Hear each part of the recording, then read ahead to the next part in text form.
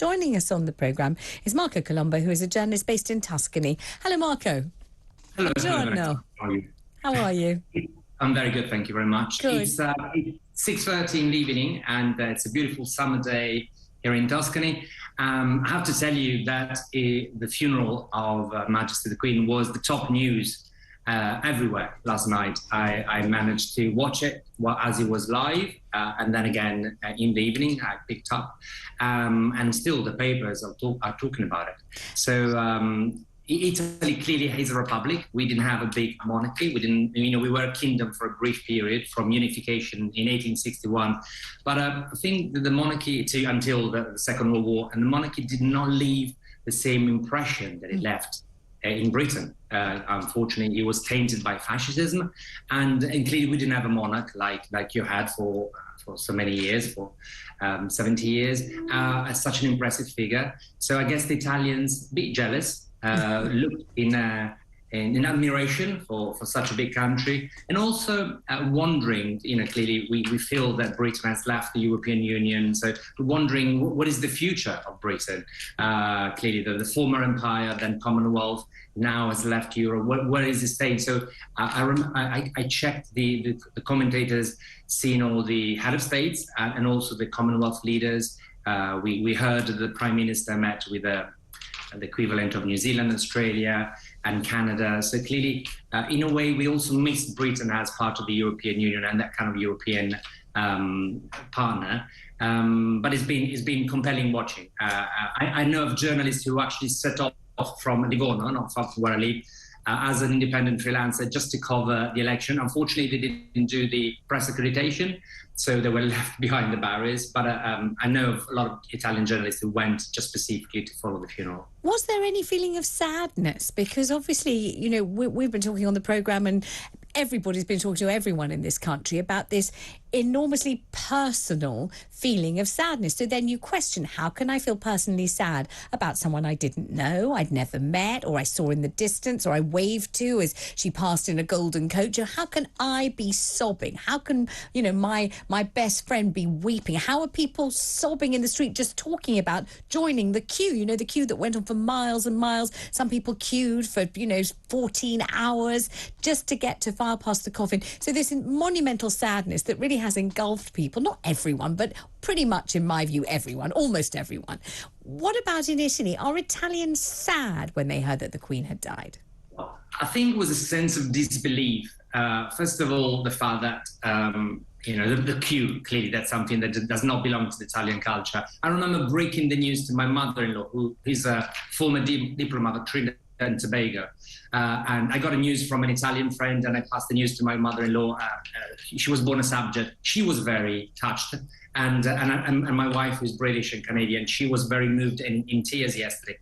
I don't think the Italians had the feeling of losing a grandmother, as many British people said.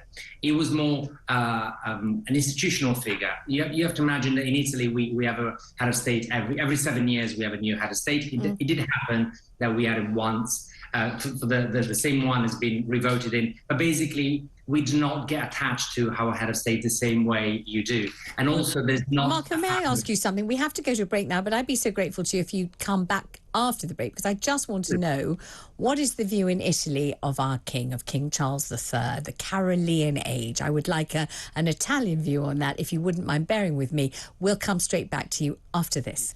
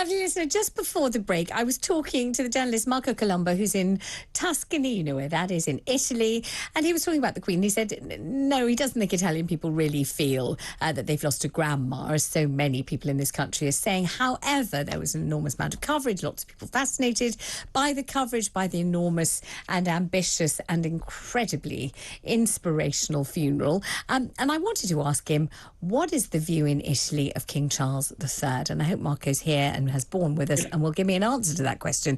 What do you think? What is thought of him in Italy? Well, first of all, there's a very good knowledge of Prince Charles. He's been coming to Tuscany. We've seen him in Tuscany. We've seen him in Italy. We know him as a lover of beautiful things. Mm-hmm. So there is a belief. I mean, in commentators, I heard that it's going to be a different king, different kingdom, more interested into the beauty of the arts and a more cultural touch than the Queen might have been. Less of a figure of respect and more of a person of the people that be able to relate. We've seen Prince Charles in Italy many times. We've seen him with Camilla. I think the Italians are very interested in how this family is developing, is clearly united and developing as a whole. There's a very keen interest in the royal family. I remember my librarian at high school, she had the postcards of the Queen everywhere. She'd never been to Britain, but she had postcards and all the members of the royal family.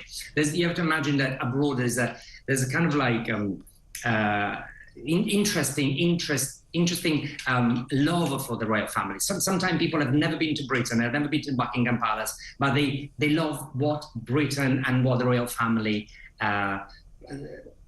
gives to them. Tell me something, though. Watching the funeral, do you think more Italians who haven't been to Britain will come? Because didn't London look so beautiful, glittering there in the sunshine and the rainbow and the whole thing? Gorgeous, isn't it? Absolutely. What we loved is also the parade, the pomp. We do not have that. I mean, we do have Armed Forces Day, but we don't have that kind of institution that everybody can unite. That's the thing that Italy missed, and very jealous of Britain. The kind of unifying identity of the people in uniform, the royal family, all behind the coffin, the whole country united, former prime ministers. We're a very divided country, and so this. People yesterday on the news were talking about celebration, which I found a bit peculiar for a funeral, but it was a celebration of a country, of a former empire, of an identity. And it's very clear that, clearly Westminster Abbey, a church that has been there for even 1,000 years. So there's a sense of tradition. That's what we lack of in Italy, and that's what we look at. London, and I'm sure people will come to London to relive the route, to see where the queue was, to pay respect in Windsor, maybe even to go to visit Balmoral. Many Italians probably didn't know that the Queen spent so much time in Balmoral up in Scotland. Oh, it's beautiful. It's ridiculously beautiful. It's absurd. It's so gorgeous. It's ridiculous. It's definitely been a great promotional advert for Britain. We discovered that Britain has 4 nations, and it's even the fact that King Charles was being proclaimed in the different nations of the United Kingdom. It was a spectacle. All right, I'm going to utter 2 words now, which are, it seems, enormously divisive in this country. And in fact, if you really want to get a whole lot of backlash, just say one thing or another about them. Don't worry, they won't be able to find you, so you can be safe to say whatever you like. But in this country, you've really got to be a bit careful. And it's 2 words: Harry, Meghan. Yeah, there is a very keen interest on how they're going to be together with the family. As I was talking to you during the break, I just went onto the news, and the news is here, which clearly as well, is that Meghan has asked for a meeting with Prince Charles. Probably she wants to be welcomed back into the family. There's kind of like a gossip interest in this couple, in this royal couple that is a young couple, it's a Hollywood couple. We don't have anything like that. We have a head of state who is in his 80s. He traveled. He was in Westminster Abbey with his daughter. He's a widow. He lost his brother because he was killed by the mafia. So it's all more tense and sober. In a way, also we see the colour in the royal family. I'm sure that people were checking how they were dressed. the way they were walking. I mean, we were surprised clearly the fact that some people shed a tears, some didn't. There was a lot of jokes about, actually, it was a lot of meme about King Charles losing his temper with a pen, with the ink pen. So in a way, it's somebody that people can relate to. And also we heard him talking. We never heard the Queen talking, but we heard him talking in Italy. We heard him talking sometime in Italian. I mean, there was an Italian journalist that approached Camilla and she replied, "Buongiorno," like you did. I think they're very approachable. They're very well traveled. They love Italy. They speak a bit of Italian. They're familiar people. The Italian people will continue loving the royal family. Well, it's a great pleasure to talk to you. Thank you very much indeed. The charming Marco Colombo there from Tuscany in Italy.